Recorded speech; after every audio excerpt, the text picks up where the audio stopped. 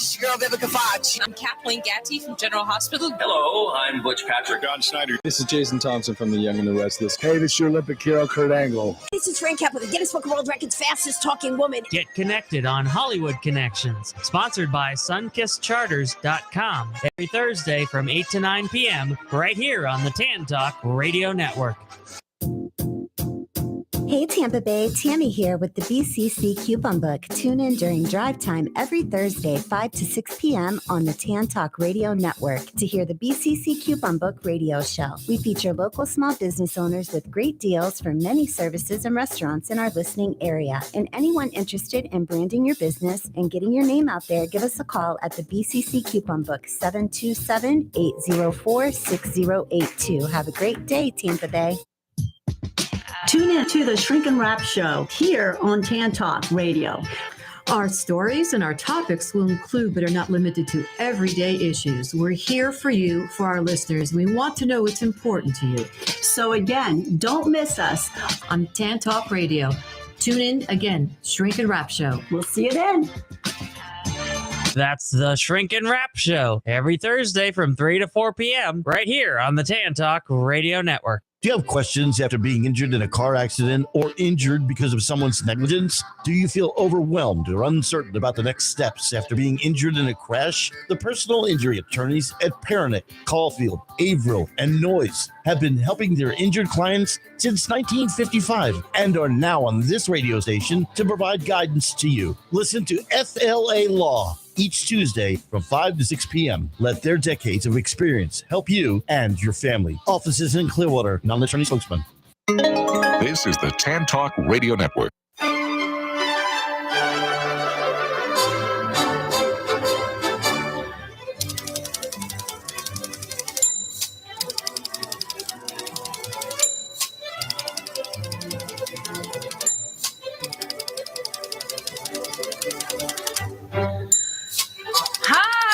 This is Patsy with a Z. Welcome to Joy on Paper, a program for writers and those who dream of writing, and for everyone who wants to know the story behind the book. And I have such a great day today. Two authors who, well, I will tell you, I talk about the golden threads that connect me to authors, and I've got golden threads all over the place today. My first guest. This is so funny. I was begging publicists. You know, they send me so many books. I get 10, 12, sometimes 20 books a week. And they say, pick which ones you want. And I kept telling them, send me something that will make me smile. Send me something that I will fall in love with. And then I get this wonderful book. I'm holding it up to the camera for anybody who's watching on YouTube. And it is called My What If Year. And the author is Alicia Fernandez Miranda. And oh boy, I am so happy to welcome you to the program, Alicia. Patsy, I am so happy to be here. Thank you for having me. Wow. As we say in Yiddish, beschert. It was meant to be. I love it. My mom is Jewish, actually, so I've heard that one before. Yeah, so you've heard it. And when something's beshert, it's beshert, because I'll tell you from the first page. Now, there's so many things I love about you. I love the whole story. I love everything. But I must say that it starts off so beautifully. I was so thrilled because, let's just say, well, it starts off with somebody drinking. Now, I'm not a great drinker, well, although I have been known to imbibe, but it starts off at the Bloomsbury Hotel in London. Now, when I made my first trip to London, that's where I stayed. Really? Yeah, of course, because as a reader, as somebody who was always reading, and I came to London for the purpose of buying a house near where Jane Austen was born, actually.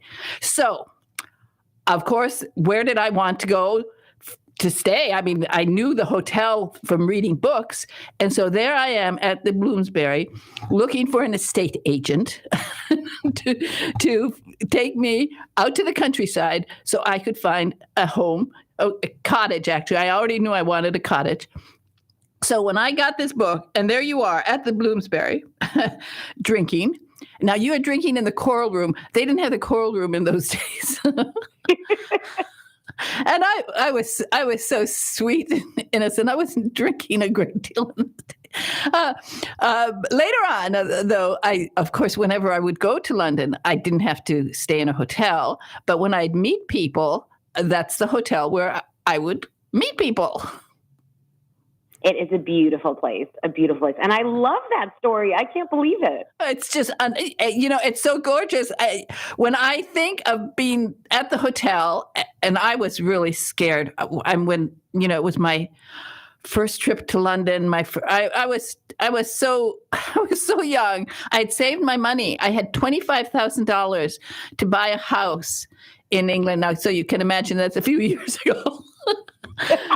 But at 11, I decided I was going to live near where Jane Austen was born, which is another golden thread that links me to you. Because when you packed up to go to school, what did you take with you? Your Jane Austen books. Of course.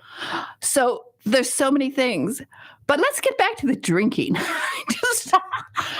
Now, I do know, and in those days, things are different, but I know in those days the bars did open very early.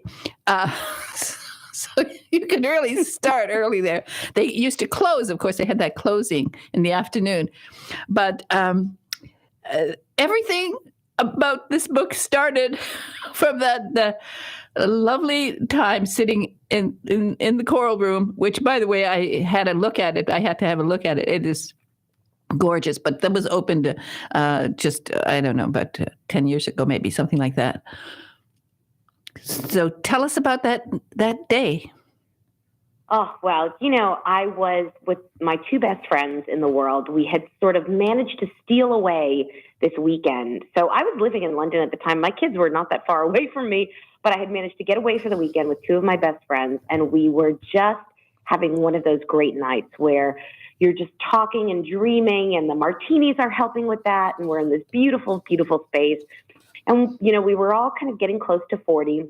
And we were starting to talk about what it is that we would do if we could do anything. And I sort of articulated this thought that had been in the back of my head that I hadn't shared with anybody, about wanting to go and experience what it was like to work in the theater, especially musical theater. It was not something I had ever done before. But I knew it was something I wanted to do. And I said, I'll do anything. I will scrape gum from off the bottom of the seat. I will fold playbills. I will clean up garbage. I would do absolutely anything to be part of this experience. And my friend Rebecca said, yeah, you could be an intern. And that is where the idea for my What If year was born. This idea that maybe I could go be an intern. Wow. Well, a few martinis, into a few martinis, all things become possible. Very true. And you made it happen. So it's just, as I said, I was telling the publicist, please send me something that will put a smile on my face. And then I get this book and I'm like laughing through the whole thing. Oh, thank you. That makes me so happy. Because you did some really wonderful things. And it is just, I think it's such a good thing for women to read this book, to see that, yes, you can try everything. And I just wish young women would read it and say, yeah, I should try a lot of different things, because you learn so much. Absolutely. So tell us how you started this adventure. And then we'll go on. I woke up the next morning, with the hangover from the martinis. But the idea was kind of still there. And it was coming at a time in my life where I had achieved a lot of professional success. I had a very, satisfying personal life. And I had all the things that I was supposed to have. And yet I was feeling stuck. I was feeling unhappy. I couldn't figure out why. And, CEO of my own company. And I just felt this can't be it. I need to find what else is out there. And I decided to go forward by looking backwards. So, this idea kind of snowballed from sharing it with my girlfriends that night. And it became, could I spend a year taking mini sabbaticals from my real job and my real life and go out and intern at all the jobs I wanted to do when I was a kid. I had minored in art history. Could I do an internship in the art world? I was, of course, obsessed with musical theater. So could I do something in theater? You know, there were things like marine biologist and working at Disney and, you know, being captain of a shrimp boat. That one never made it very far, but that was on the list too. But just to try these things and have these experiences and see what happened at the end of it. And so I set out to do that. I spent 8 months after the Martini Night thinking it was absolutely not possible, but kind of dreaming about it all of the time. And then I finally decided to take the first step. So I said, all right, I'm going to put this first month in my calendar. I'm going to say I'm out of the office and I'm going to plan. I'm going to ask everybody I know for an internship. And eventually I got the opportunity to go shadow 2 shows in New York, one off Broadway and one on Broadway. They were both about to open. And I took off for my first internship, left my husband and kids behind in London. And I went to New York on February 29th, 2020. So if you're thinking back to that time in the grand scheme of the world, you can imagine what happened next. Wow. Right in the middle of the pandemic, you decide on an adventure. Correct. And in New York City, of all places. Yes. But, you know, still at that early time where there were plenty of people saying, oh, this is all going to blow over. And, you know, I kind of had my fingers in my ear and just was saying, no, this is fine, because I got to go and live my childhood dream. I was sitting in on rehearsals with two incredible casts that were putting on these productions. I was trying very hard to make myself useful, but I was having the experience I had always dreamed of having. And so when theaters did eventually close down mid-March 2020, man, that was a real blow. So when you got to the first one and you said, "Hi, I'm an intern. I'm just double that 20," and here exactly. What was it like? And tell us, what did they say to you? Oh man, so I mean, I was a nervous wreck because even though I had lots of confidence in other areas of my professional life, I had never done anything like this before. I had only ever been an audience member of the theater besides, you know, one time I was Hotbox Girl number 2 in a college production of Guys and Dolls. So, you know, it was so new, and I was surrounded by actual geniuses. On my first day of my first internship, I literally ran into Stephen Sondheim on the way in and nearly knocked him over. He was 90. You know, this was like, oh my God, I could not believe this happened to me. So I'm surrounded by these brilliant geniuses. And so at first I was very nervous and I really wanted to be helpful. I didn't want to step on anybody's toes. I didn't want to just seem like this, you know, middle-aged woman coming in and swanning around and doing nothing. So I started by doing what I always do when I enter a new room, desperately trying to make friends with people and trying to get them to let me take on some tasks for them and be helpful, and being as kind as I possibly could. I used my dad's constant refrain, which was kill him with kindness, and just really trying to absorb as much as I could and to be someone who they could rely on to help out with, even though I did not look like the typical intern. Well, I love this thing from your dad. Yes, kill them with kindness. It really works, and in so many ways, because sometimes it just drives them crazy. They start wondering about themselves. They start saying, if she's so kind, why am I such a miserable person? You know? It's really hard, I think, if someone is smiling at you all the time to not eventually smile back, even if it's just to make them go away. That's true. It's wonderful. Wow, that's exciting. So you now, when you got to New York, did you tell us of where you stayed and what was that for you?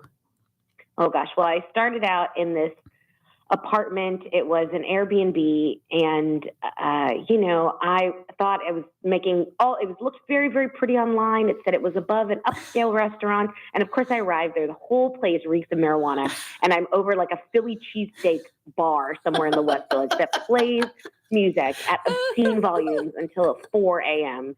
So I think I'm finally like, here I am. First of all, I'm free from my kids for a few weeks.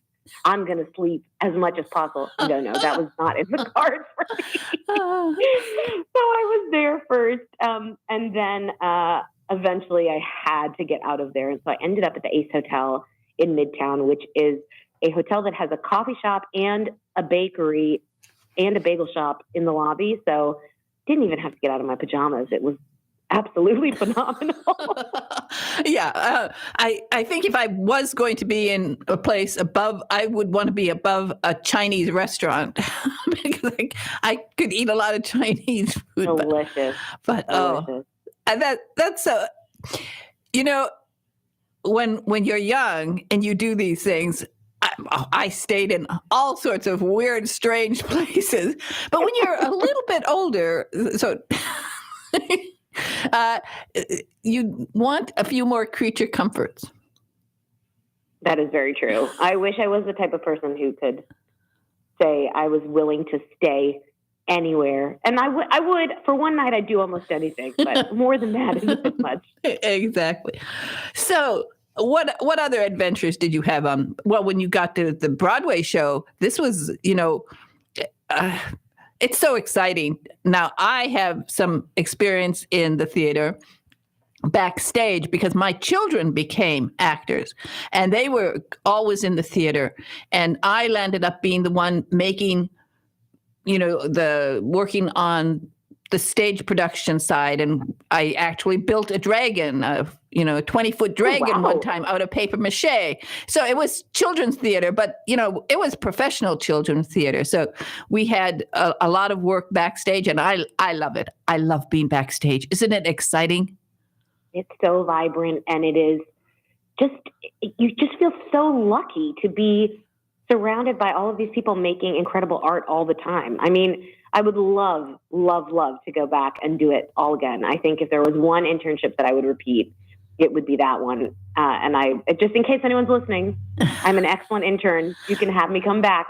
Hey, anybody listening to this program who hears this, I will join her. I will go with Alicia. We will be we'll be a double act, Cassie. This is perfect. We would be terrific because we can smile like crazy. Exactly. And we might have a few martinis just to keep us smiling after the show. Because the chaos behind stage that people don't understand, but it's such controlled chaos. Everybody knows their job. Everybody knows what has to be done. It's really a miracle sometimes when you think of the final production that the audience sees and what goes on behind stage. Yes. That's kind of the beauty of it. There's all of these pieces that as an audience member, I had never gotten to see. And, part of me was worried like, if I see what happens behind the scenes, is that going to change how I feel when I go see this amazing production? But it didn't. It made me value and appreciate it even more than I did before. Exactly. Once you've been backstage and you've seen these people, and it's all of the people who never get on stage, all of the people who put it together, their dedication to their work, their love for their work. It's so impressive. And you're right. When you get up, one day you're back in the audience and you watch it, you think, wow, these people are amazing. Yeah. So, okay, well, that was fun. So you had fun in New York, and we've got some more adventures. Oh, and we're running out of time, so we have to run through these. You're going to have to come back. You're going to have to come back. Okay, well, twist my arm, Patsy. I guess I will. Okay, so what's the next adventure? Oh, my gosh, I know. Well, I'll zip through. So, the pandemic happened. Theaters closed down. Flights were canceled, and I had to rush home, cut my internship short. My kids were no longer in school, and all of a sudden we were in lockdown. And so I was not willing to give up on my project. So I managed to do a virtual internship during the very kind of early stages of the first UK lockdown, which was sort of April 2020. And I worked for a retro dance and fitness company doing mostly market research. So trying out all the different virtual fitness classes that were now available in this new world of online fitness. And I managed to do that and did a lot of weird and wonderful classes through that time. And then I was kind of on a roll. I did 2 more internships. I worked for a contemporary art dealer in central London, so buying and selling painting and sculpture.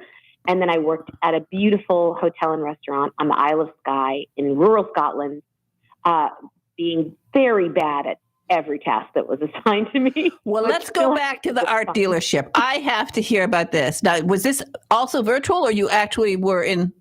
This was in person. In person. That's what I love. Me too. I mean, everything felt, just going back to galleries was, amazing after having been kind of locked down for so long. And I was doing a little bit of everything, a lot of research, learning about different artists and different paintings and sculptures and what their provenance was. I was doing a lot of database cleanup. And then my favorite part was that I got to go to all sorts of galleries and exhibitions. I was picking up art and dropping off art and just kind of like having a marvelous time. Oh, that's a wonderful, wonderful job. Absolutely fantastic. And as an artist of some, well, I don't know, I do some dabbling. I love the idea of working in a gallery. But now let's get to Scotland, because I love Scotland. I spent a lot of time in Scotland. My husband and I, eventually I was married, and then my husband was a pilot, and we had a small plane, and we used to fly out of an old RAF field up to Scotland. We do it all the time because we love Scotland. He had a good friend who had a smoked salmon. They smoked salmon business. So, I mean, we'll fly for smoked salmon. So I love Scotland. And we used to stay often in the George Hotel in Edinburgh. So I love Scotland, and I love luxury hotels. But tell us about the one that you worked at. Well, it is a marvelous place. It's called Kinloch Lodge, and it's on the loch with a mountain behind it on the Isle of Skye, which has more sheep than people in terms of its population, but a very, very beautiful place. And so I came on to do a rotational internship, which means I spent a week kind of in the kitchen and the restaurant. I spent a week front of house, so checking people in and out. I spent a week in the office filing. I filed at all my internships. I got very good at it by the end. And then I spent a week kind of floating around. I was working events and weddings. I was working at the bar. I was stoking fires and all sorts of these very romantic Scottish things. And I loved it all, but I really found in that something I could not get better at, no matter how hard I tried. I was dropping food. I was spilling soda bottles on myself. I checked a couple into the wrong room where somebody else was already in there. Ooh. It was all sorts of mishaps. And am not surprised that while I remain very good friends with them and have actually helped them write a cookbook, they have never asked me to come back and work at the hotel. Well, I don't know. Now they're going to comp you. Once this book, everybody starts buying this book, everybody's going to want to go to the hotel, hoping that there are some more interns working there, dropping trays, setting themselves on fire. I don't know. It's so much fun. Now, I worked for the Hotel Intercontinental. So I love the hotel business, and I know all the different parts of a hotel business, and it was so much fun. I loved it so much. And then to read your story about your experiences, I think it's hilarious. Thank you so much, Patsy. And thank you for calling it fun, because that's what I wanted. I wanted to write a book that would be the kind of book I like to read. And I love fun books. I love books that make me smile and laugh and, yes, make me think, but bring some joy and entertainment into my life. So I'm so glad you said that. Thank you so much. And I'm so glad you used the word joy. Well, it's exactly what I said. When I was almost really getting desperate. I'm rereading old books that made me smile. And then I get this because I just needed it. And with all the connections that we have, all the things so many things that you love, I love, and I think it's just such a thrill that you wrote this. I don't know if at the time, the day you started it, you said, well, this is going to make a great book. Well, I didn't ever know that I was actually going to be able to write a whole book, but I mentioned it to some people at the beginning because it was like a very convenient excuse. I think the idea that I was going off to do all these internships for no reason besides the fact that I wanted to, that was like, people felt like that was very transgressive. But if I said, oh, I'm going off to do this, but I'm going to maybe write a book about it one day. All of a sudden that became like very acceptable. To yeah, people. then that's it. Yeah, well, it's research. Research. Writers have to do research. And, it's tax deductible too. So do you realize that all? I don't know. I wish I would have known that in advance. Yeah. I mean, this is the wonderful thing about being a writer doing some, great research. It's tax deductible here in America. I don't know. Yeah, I know you're from Miami, but I don't know where you file your taxes. But it's tax deductible. And the wonderful thing about it, some people might say, well, oh, this is out of reach. I have, as you said, you have kids, you have husband, you have, but it is still even doable on a small scale. If you have these ideas in your head, you might not be able to take off and, go to Scotland, but you can do internship in your own local theaters. You can work in your own luxury hotel in your area. All of these things, you can have this experience and you can have this fun on a smaller scale. You can volunteer. You can take an art class. There's so many ways, I think, to find those things that are part of your story and part of who you are and reconnect with them if you've lost them. I mean, that's where I was, I had really lost a lot of the things that brought me so much joy in my life. And I do use the word joy because I think that's kind of what I'm doing now. I'm trying to chase those joyful things after this experience.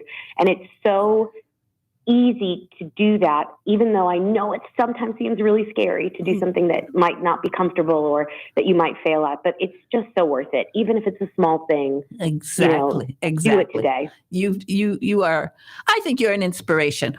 So what's a website people should find you? You can find me at AliciaSmiranda.com, and that's ALISHA. And you can buy my What If Year anywhere books are sold. You can even listen to my lovely voice read it for the audiobook if that's what you like. Oh, yeah. I haven't done that yet. Oh, my goodness. And then I'm going to get some giggles. Oh, I think you're fantastic, Alicia. I hope and I think, it's funny. I've got two authors today. You, because it's Beshert. It was meant to be. And my next author is also a Beshert author, something meant to be. I think your book, I think her book should both be put into movies. Movies that I see in my head. When I see a book in my head and it's a movie, it's a film, it's a streaming video, this will make a wonderful, wonderful and fun film. So I hope that you get a movie deal. Thank you, Patsy. Put that out in the universe and let's make it happen. I am going to put it out in the universe. I mean, literally, I'm putting it out in the universe. I'm going to promote it as a book that I want to see somebody make a film of. Everybody listen. Okay. And again, thank you so much for being on Joy on Paper today. You are a joy, Alicia. You are as well, Patsy. Thank you so much. Okay. Bye-bye now. Bye. Wow. I like this book. I like this book. Okay, we're going to go to commercials, and then I'm going to be back. And my next guest is Karen Ingalls, and what a book she has. This is really exciting for me. Okay? Hey, everyone. It's Devon Miller, author and illustrator of the Mr. Tickety Tock Clock children's book series, reporting for Joy on Paper with the latest on children's book buzz. February is here, and that means love is in the air. And something that I love to do, no matter what time of year it is read.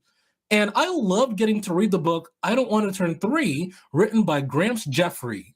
Gramps Jeffrey was inspired to write the book after being in COVID-19 isolation with his family, which gave him time to interact with his grandkids. Watching his grandkids grow when interacting with each other became the basis for the book. I Don't Want to Turn 3 tells the story of Jordan, who's about to turn 3 the next day. That means that he can't get away with the stuff that he's used to. I Don't Want to Turn 3 explores the interaction between family that's occurring in most households worldwide. I Don't Want to Turn 3 went on to win a Firebird Book Award and the Mom's Choice Award. As Jordan learns to be a little more kind in the story, let's all show a little kindness to our friends and family wherever we go. This is Devon Miller reporting for Joy on Paper. For more book buzz involving children's books and authors, head on over to radio-joyonpaper.com and click on Devon Miller's Book Buzzes. I think it's about time that I buzz out now.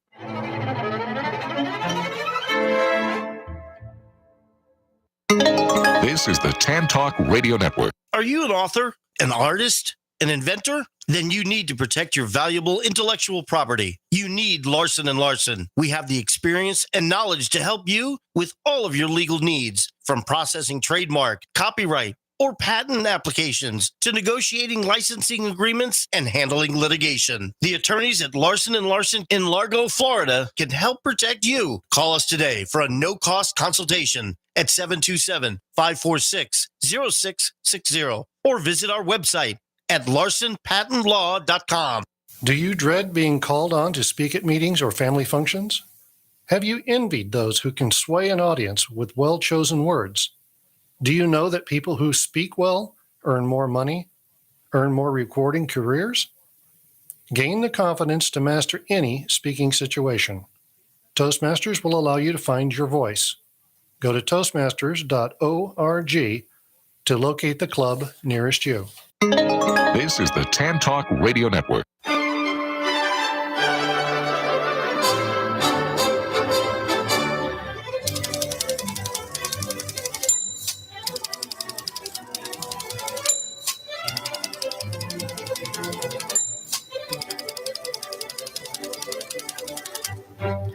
Hi, this is Patsy with a Z, and I am back with my next guest, and I am thrilled to be talking to her because it is about a subject that I love so much, and I when I came across her book, I was so thrilled, and the name of the book is Davida, and it's called Davida, Model and Mistress of Augustus St. Gaudens.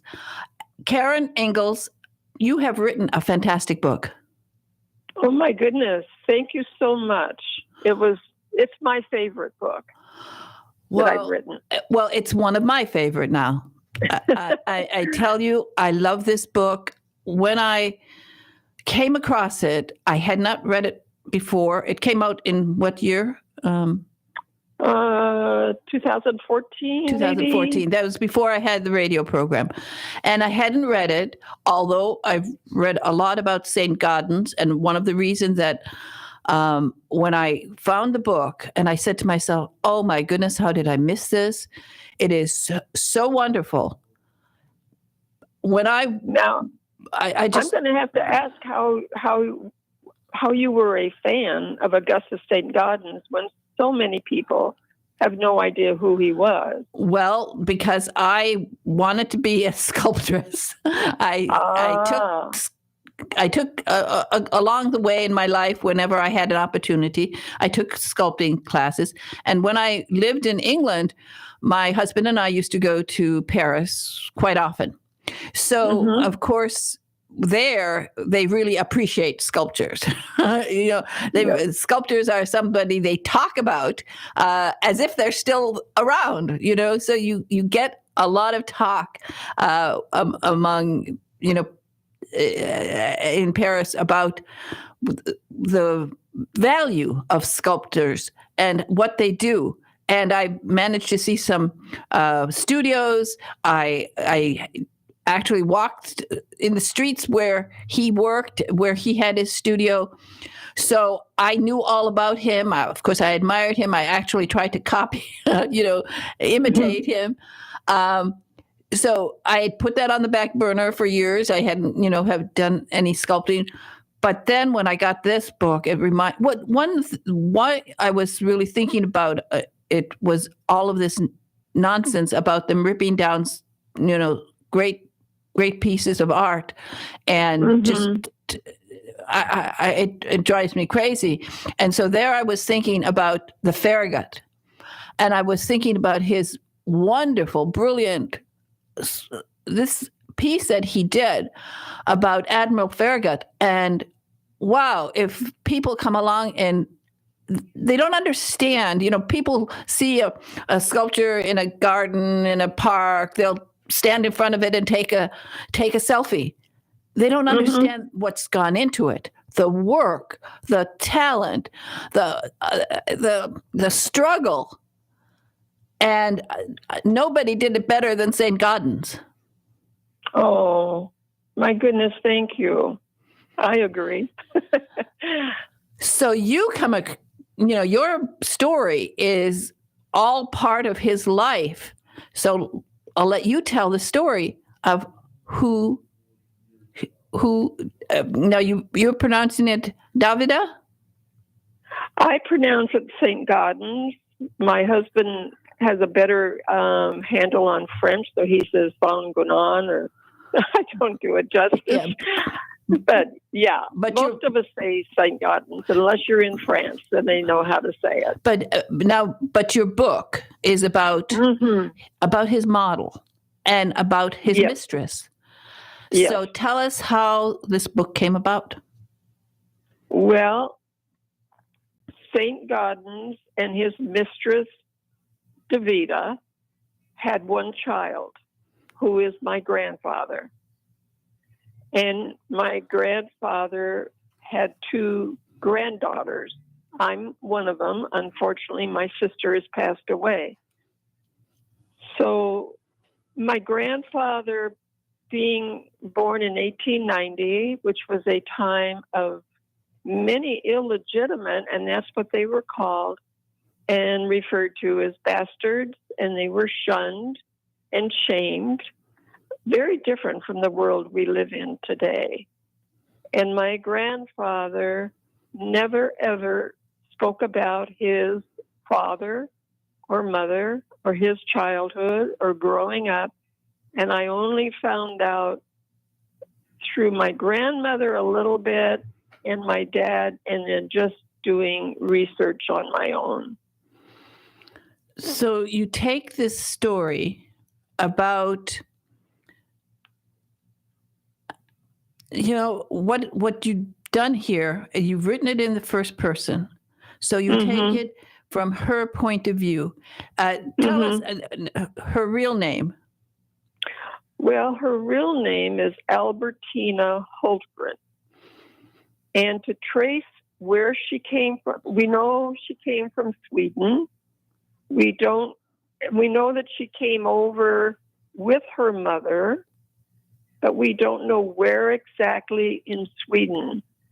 It was a good friend and distant relative did a lot of research for me because she lives in Stockholm, but we couldn't get anything definite. And Albertina's mother was a great cook, and she and her sister became cooks for the St. Gaudens family.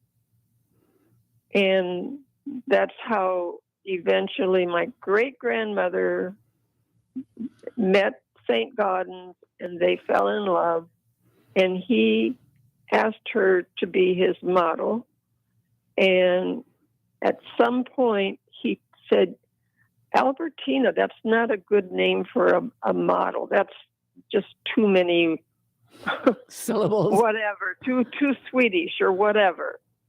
And I do know from research that he chose the name Davida because he said, you are as beautiful as the David sculpture by Michelangelo. So, but as far as how she came up with Davida Johnson Clark is fictionalized in my own imagination. So Davida was, I love the way that you've written the book in first person. You go into her life from a young girl, and what I related a lot to her because her dad was a lumberman, and my dad was a lumberman. So my dad cut down a lot of trees in his life. So I had this immediate connection with her love of the forest, her love of, of nature. And so you write this story, and St. Gaudens was famous in those days. I mean, everybody knew him in those days.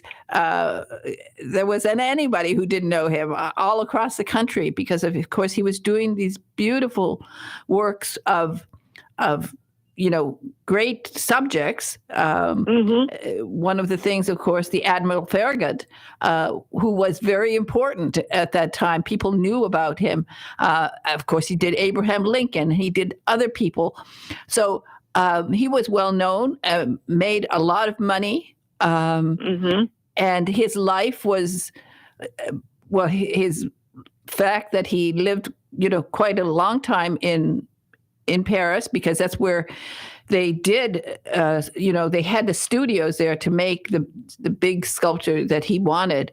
And of course, he was married, and his wife's name was Gussie. Correct. So it was, a complicated marriage. She was going deaf, and I think she was shy. And then he comes along and he falls in love with Davida. Yeah. When I wrote the book, well, actually, as a teenager, when I first really began to understand my heritage and the story, I was so enthralled with the love story. And for it to take place in the 1800s, and then all the art, it was just, to me, an incredible story. And the main reason I wrote this story was to free my grandfather of the shame that he grew up with. And yes, he had passed away by the time, but I believe at some level he was able to release that shame. And Davida did not have an easy life being the mistress, and she loved Gus unconditionally, and she would have married him in a heartbeat. But he, which I have some difficulty with in looking hindsight, is that he chose his career over his love for Davida. Again, we're talking the 1800s, and if he had left his wife, who was very wealthy in a very famous, well-established family, for Davida, he might have lost a lot of commissions. And that was very important to him, obviously. So if all this had happened in the 21st century, the story would be very different. Another important thing that a lot of people don't know is that Rodin, who was in his 20s, was coming along with a whole new idea about sculpture. And he admired and loved St. Gaudens.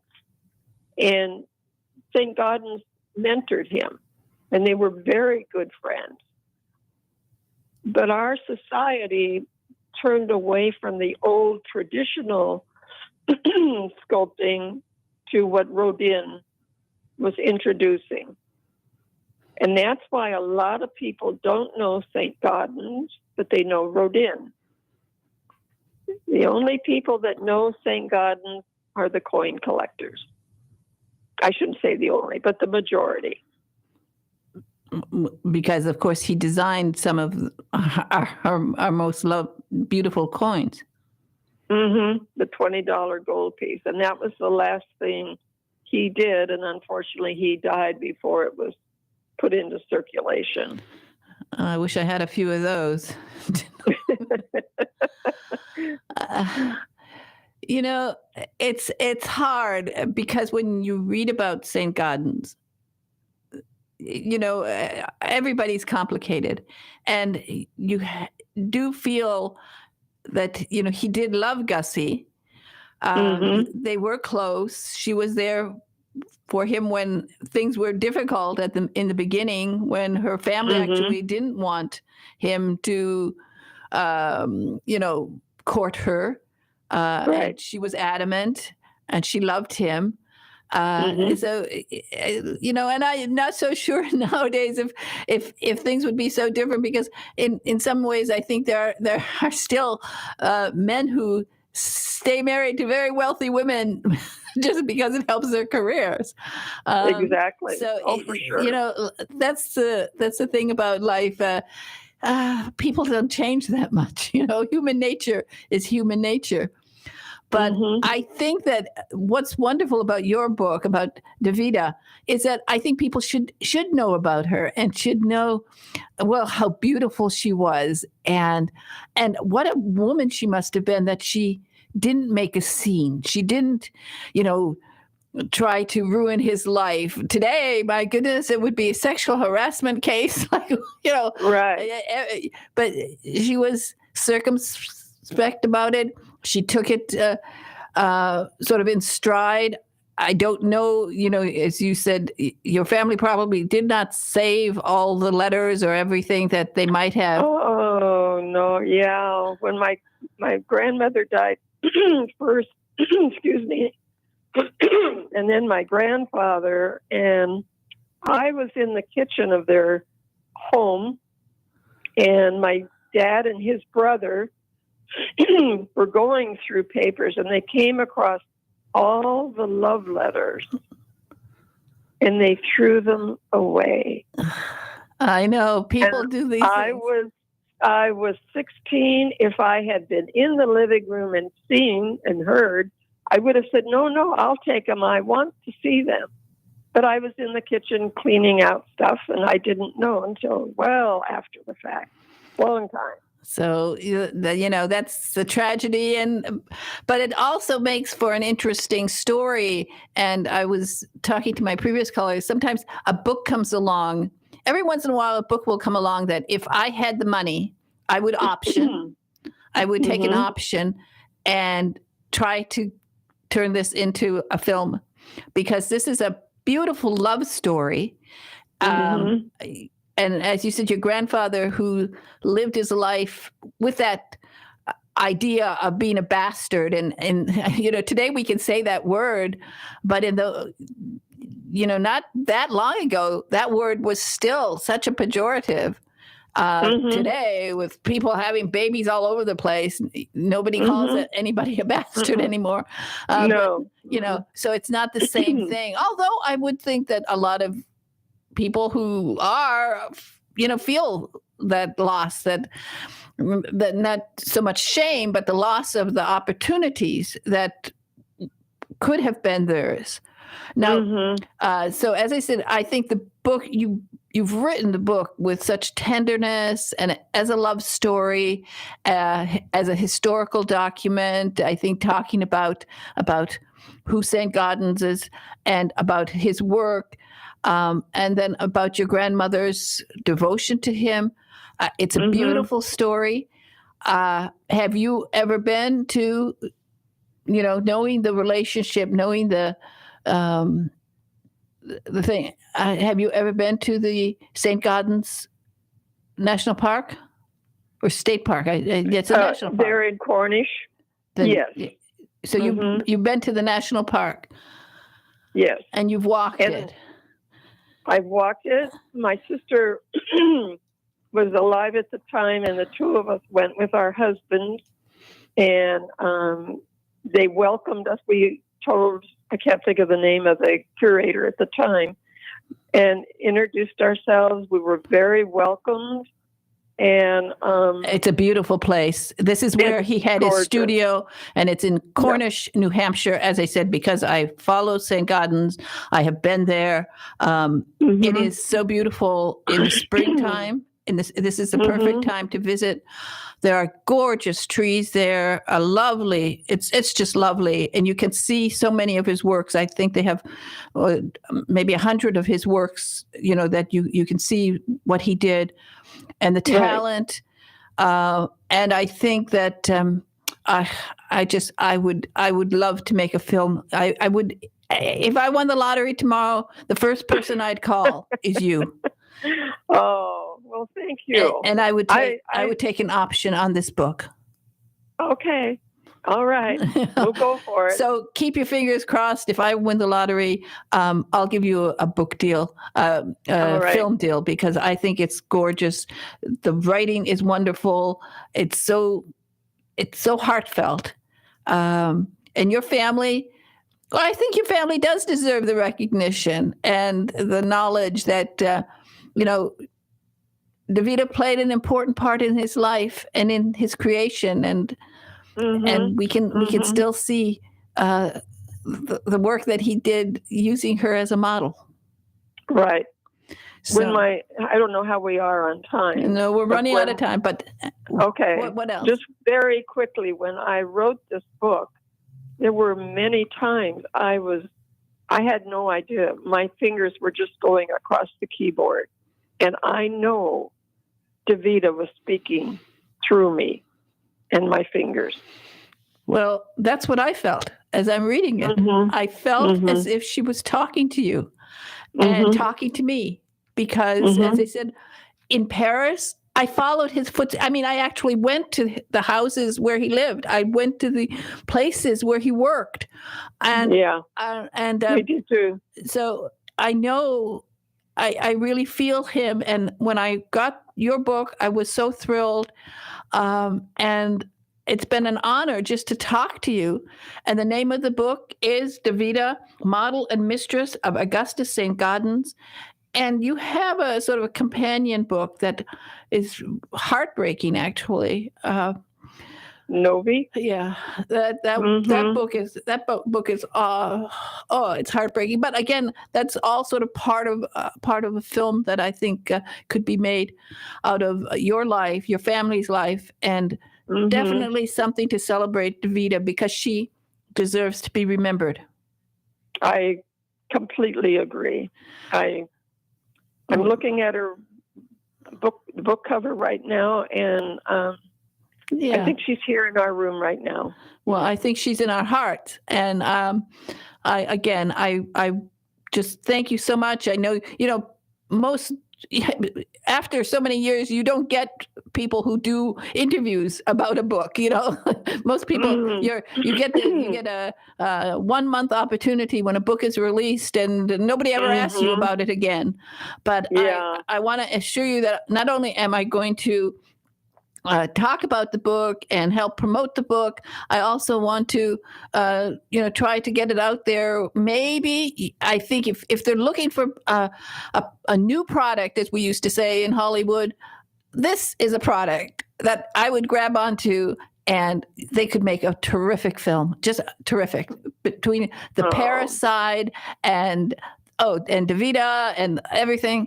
It would be wonderful. So thank you so much for being on the program today, Karen Ingalls. And thank you. And people, you can get this book on Amazon, and I will also put it up on my website. I want you to read this book. It's a really heartfelt book. Again, Karen Ingalls, thank you so much for being on Joy on Paper today. Oh, thank you very much. Okay. Take care. Bye-bye. Be well. Bye-bye. All right. Well, this is why, it's so much fun what I do. I don't look at if the book was a new release. I mean, I love getting new releases. I love talking to people on their pub day. It's always so exciting for me. And it becomes part of history. But to look back and to find books that are an absolute treasure, like DeVita is, a book about a young woman, a girl who comes from Sweden, a girl who loves running around in the forest, a happy childhood, a joyful childhood. And she falls in love with a man who's married. And that changes everything for her. She might have had a completely different life if that hadn't happened. But in the end, also, he sculpted her, and his work lives on too. So anyway, it was a great thing to talk to Karen today. And everybody, just remember what I always tell you, that one of the joys of life is to see your words on paper, or to hear them in an audible book, or if you're very lucky, to hear those magic words, lights, camera, action, and your book will be turned into a major motion picture. a streaming video, or perhaps a series on the Hallmark Channel like I am hoping for Carol J. Perry and one of her series. I'm in the mood for Haunted Haven right now because I'm thinking a lot about baseball because I am very upset and I do not like these enlarged bases. It's just irritating me. But get Carol J. Perry's series, Haunted Haven. It's wonderful. And again, meanwhile, say something nice to somebody today. I will say something nice to Big Ed in the control room. Thank you, Ed, for everything. Okay, he saluted me. I'm glad he saluted me because I should have been a general. I would have been so great. And people, listen to what I said to Alicia Miranda. You can all still have exciting lives by just interning in local businesses and learning and having fun. Everybody, bye-bye now. Have a wonderful weekend and stay warm wherever it's cold up there. My goodness, people are going crazy. Bye-bye now.